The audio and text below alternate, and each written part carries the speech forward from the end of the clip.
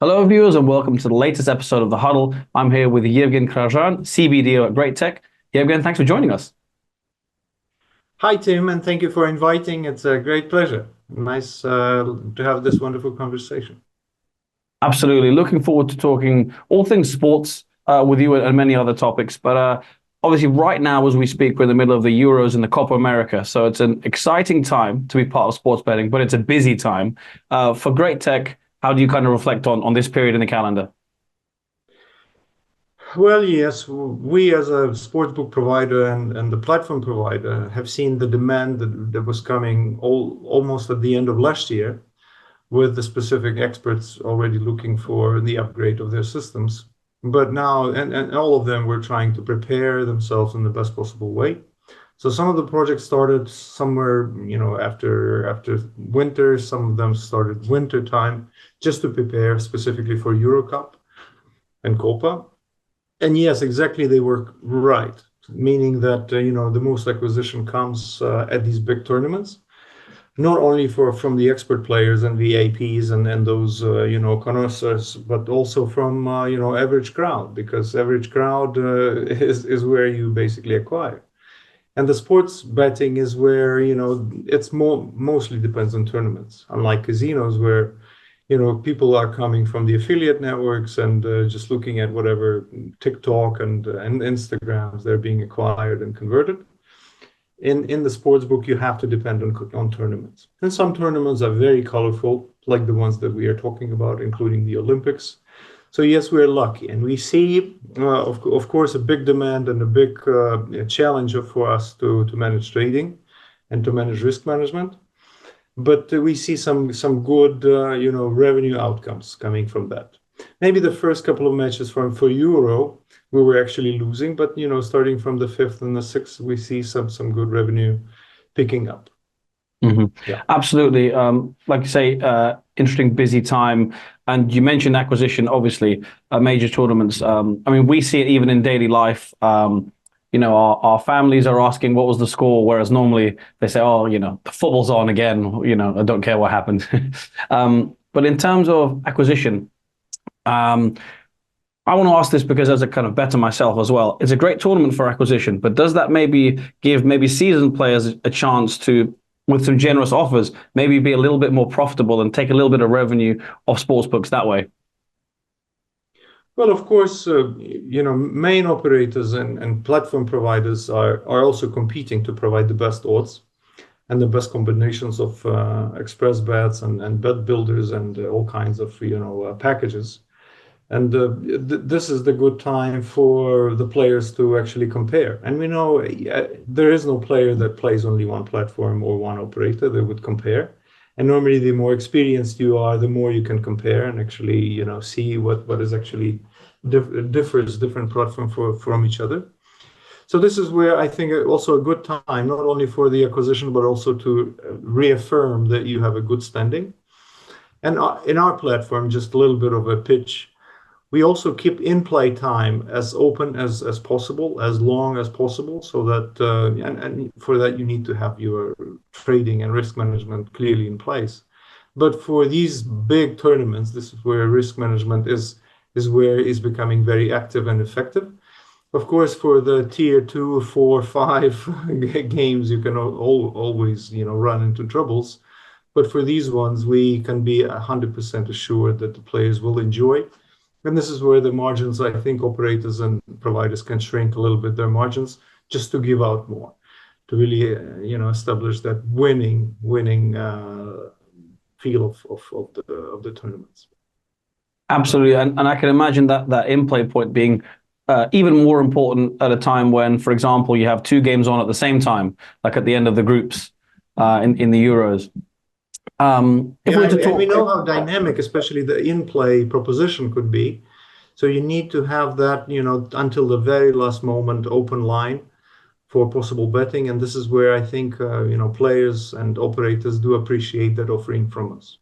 Mhm. If we're to talk more broadly about great tech so far, obviously the Euros and the Copa America, you mentioned, planning and work for that has been going on for a few months. But if we're to talk about the first half of the year, more generally, everything encompassed, how do you reflect? Well, as you know, we not only focusing to trying to serve our existing clients, but also trying to expand into a wider B2B perspective. We have had a hard time selecting which geos to focus, and this was actually taking place in the first half of 2024, after we have more or less understood what the opportunities are and where they're coming from and what is our past successful experience. We have more or less identified what those target markets are going to be. So we were trying not to say too many no's and rejections to our clients that are coming always. And the industry is very dynamic. I think nothing can shake a good conversation. People are coming for discussions. We haven't heard about Great Tech. What is it? Where does it come from?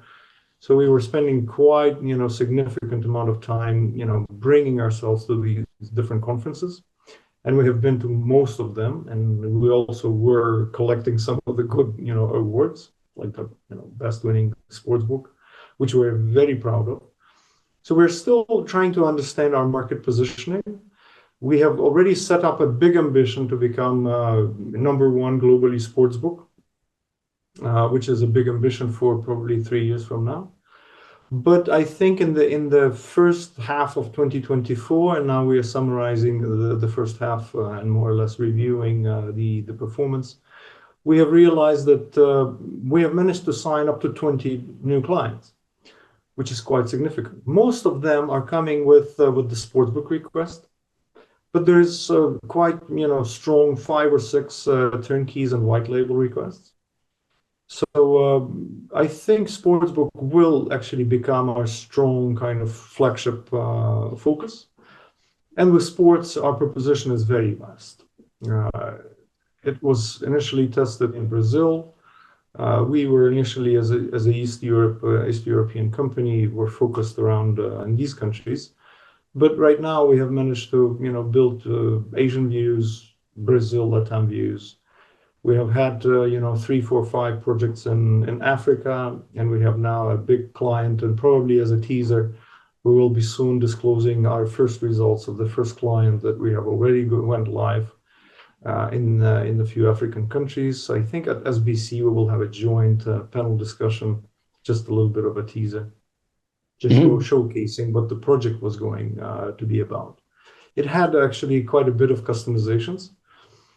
Just tweaking a little bit on the front end, because in Africa you have to be mindful of the fast loading times, and therefore we have an opportunity to cut all the unnecessary things, so the front end is loading very quickly. And the guys were bringing a lot of sports betting expectations and experience.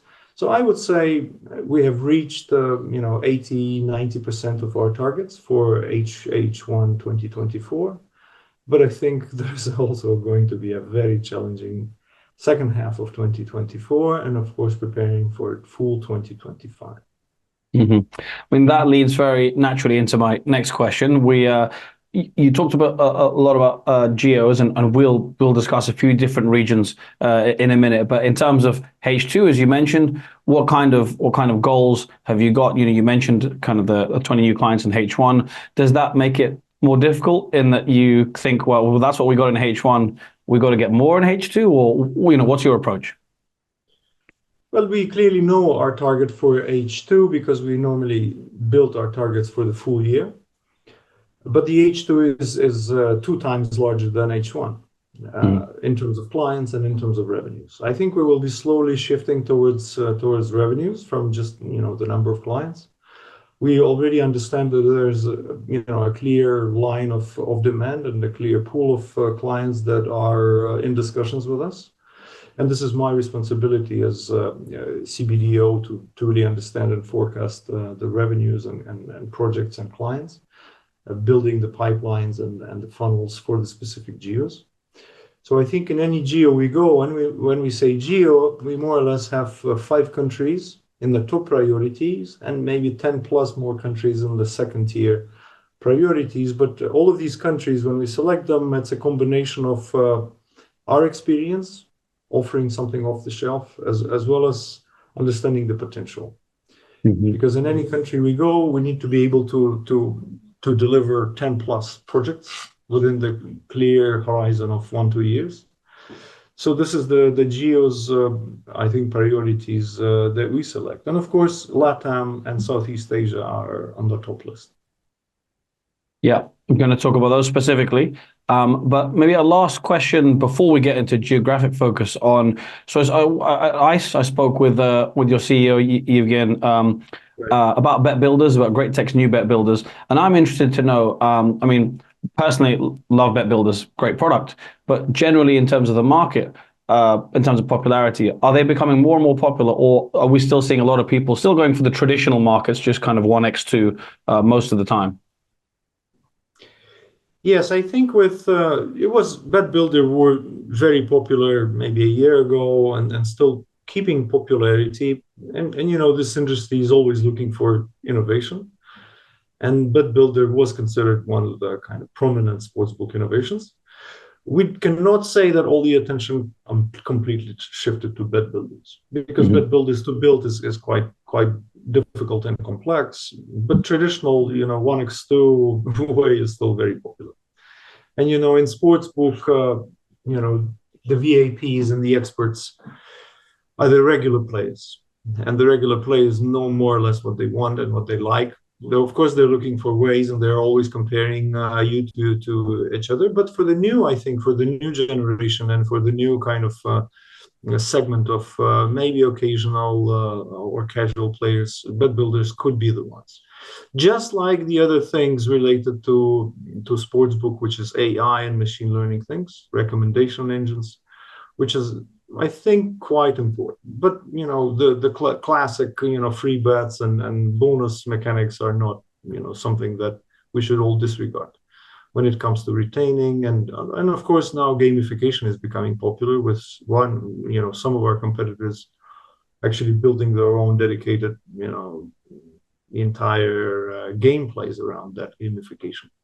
On the gamification, we are offering what's necessary. We don't like to just to create a lot of marketing about something that we cannot really be able to monetize.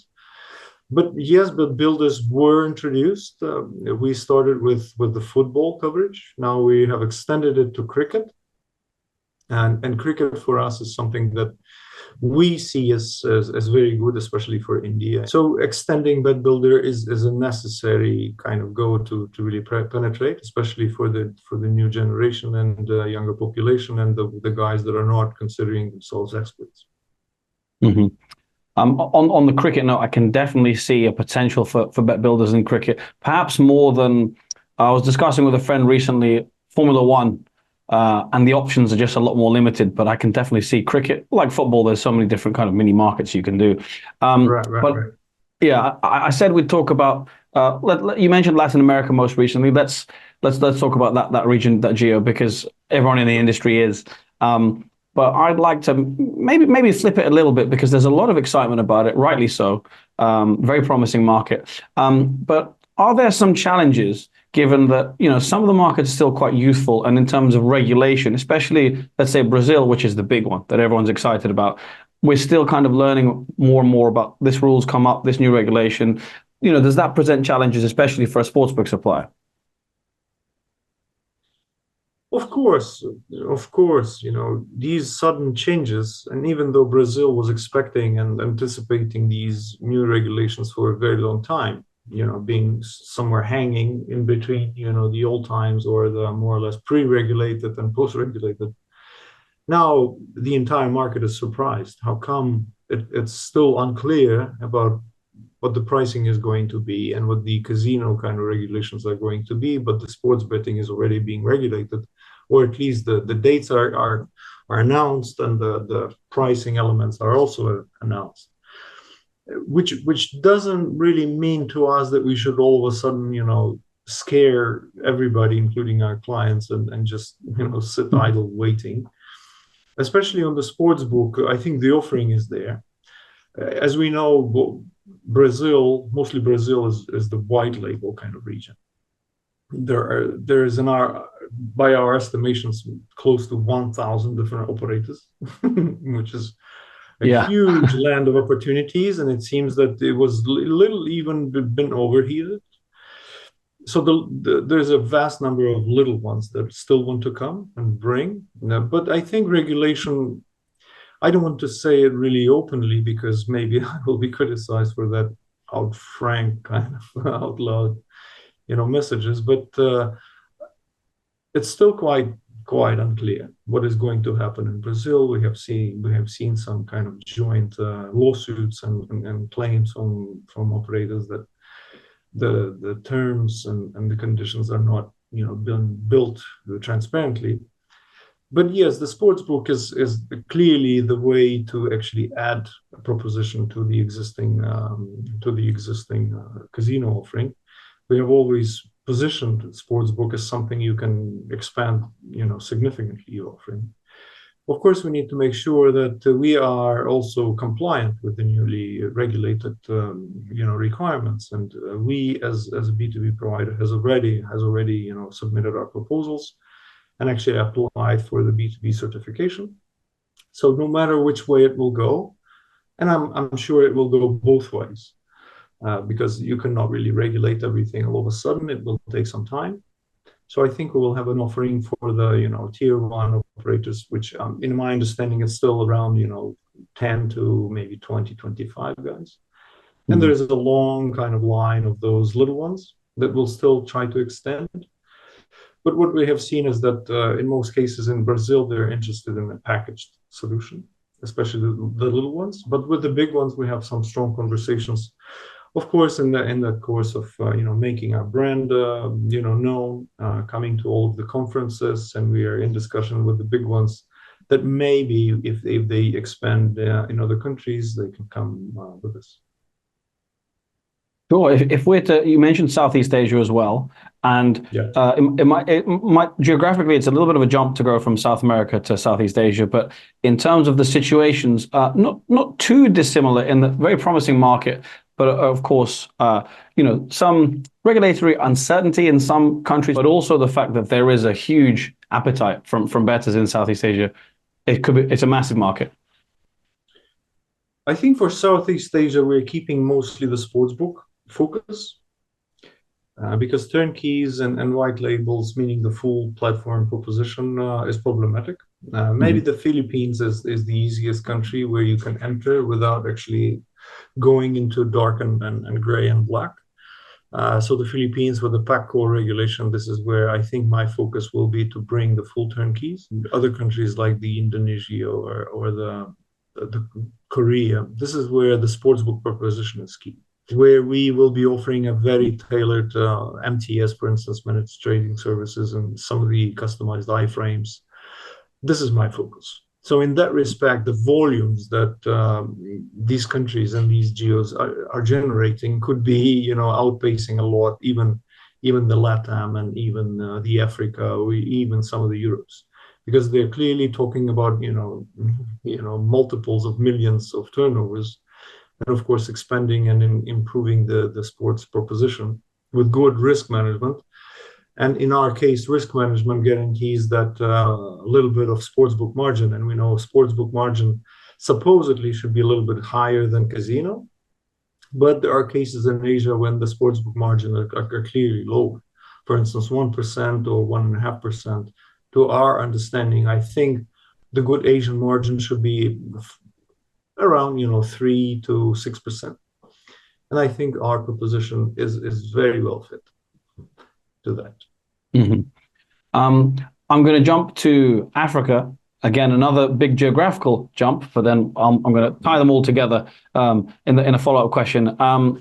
In general, how do you assess the state of sports betting in Africa? Because you mentioned the kind of need for fast loading times earlier, but similarly, again, you'll have different countries at different ends of Africa with completely different, sort of technologies and regulation as well. Mm-hmm.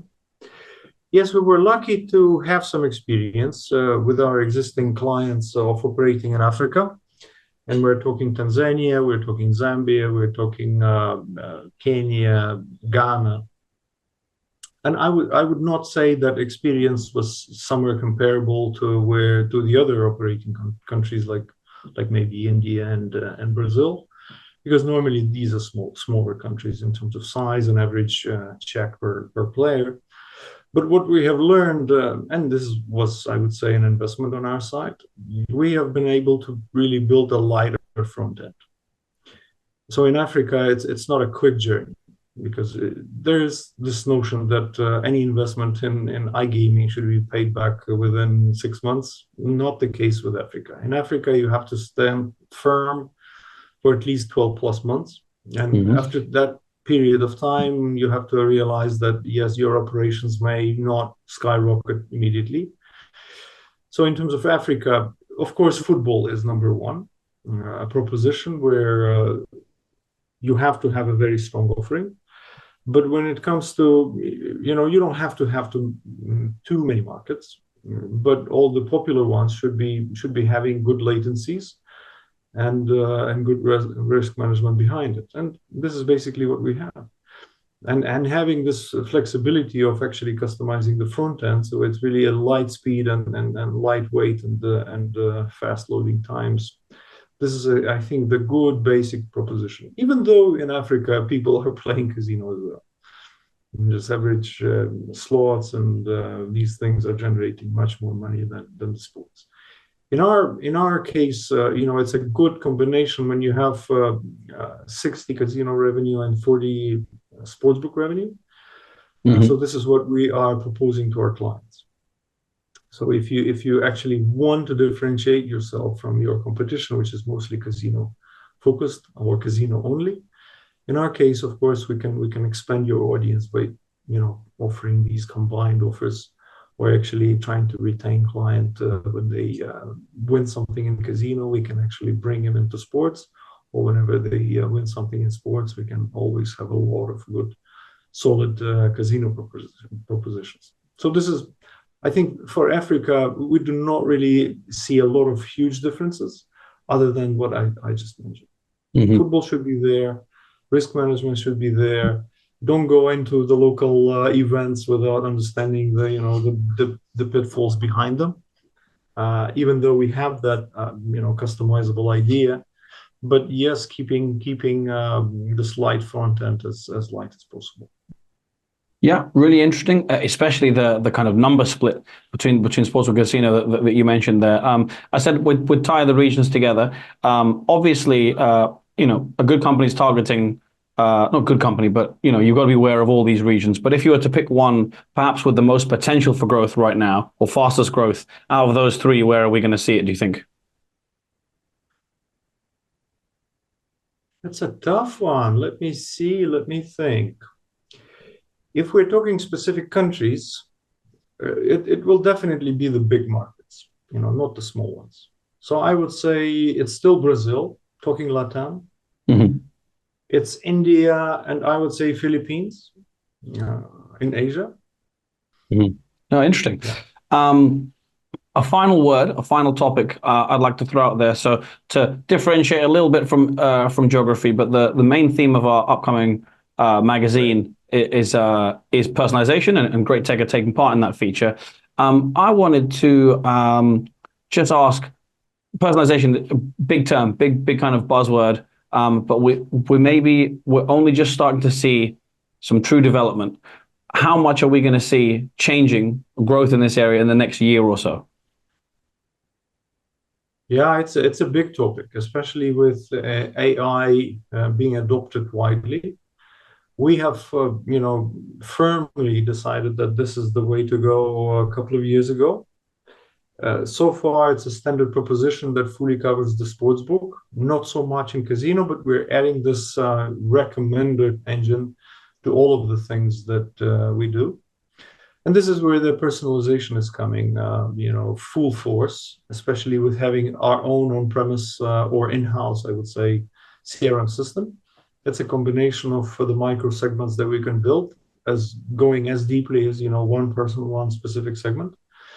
This is adding adding, and of course, gamification on top, really engaging the clients depending on understanding their needs and understanding where they're coming from, and actually building propositions. Because I think sports betting will be merging a lot with beyond sports betting. And this is what we see, again, trying to mix P2P betting and maybe fantasy sports I think that mix will be taking place, and there'll be more people coming just for occasional casual betting for some tournaments, and the question for the operators is to retain those, not to wait them disappear or to wait them come back in a couple of years. And this is where I think the proposition will be, I think, expanding a little bit into non-sports betting. And this is for me where having this wider beyond sports proposition will be becoming necessary. We are also experimenting with completely changing the interface for betting, removing those classic tables, but actually moving into more or less like the wizards and the questionnaire type of things, what the customer is preferring. In some cases, we are adding onboarding, questionnaires for clients, which is more or less something that we see widely, for instance, applied in Australia, New Zealand, and UK. But in some of the other countries and geos, this is not widely applied. This KYC. So KYC is not only to see if you're complying or not and collect documents, but actually to onboard a client. And very often we see that the interest into non-games betting is becoming quite strong. Mm-hmm. So I think, this AI is very much necessary, not to only, cater to the, experienced guys, but also to actually engage the guys that have very little experience. And, we do not have the, 4 or 5 bets and wagering until we understand what his preference is. We need to find alternative ways. And I think AI is the perfect tool to automate the things that we cannot really grasp just with our eyes. We need to have the automation. And what GR8 is offering is really trying to build that 100% or beyond 100% automation of the things that, yes, we have seen before, we want to try, and AI is bringing something to it. Mm-hmm. So plenty of work ahead, but plenty of excitement, plenty of innovation. And all I can say after a great chat with you is best of luck with it. Thank you, Tim. Thank you, Tim. And we will stay, of course, online. We are intensively and actively watching what is going on. There are plenty of trends. Of course, the sports book team in our company being the strongest, they are on top of all the trends. And of course, maybe at some point of time, we should have an interview with our head of sports, who can actually share a lot more insights about what is actually going on there. But right now, it's a busy season with the Euro Cups ongoing, some cool matches and cool games. But maybe in a couple of weeks, that would be a good summary interview and our summary huddle to discuss that. Absolutely. Sounds good. Look forward to that and look forward to speaking to you again in the future. But for now, thank you very much for your time. And to our viewers, thanks for watching.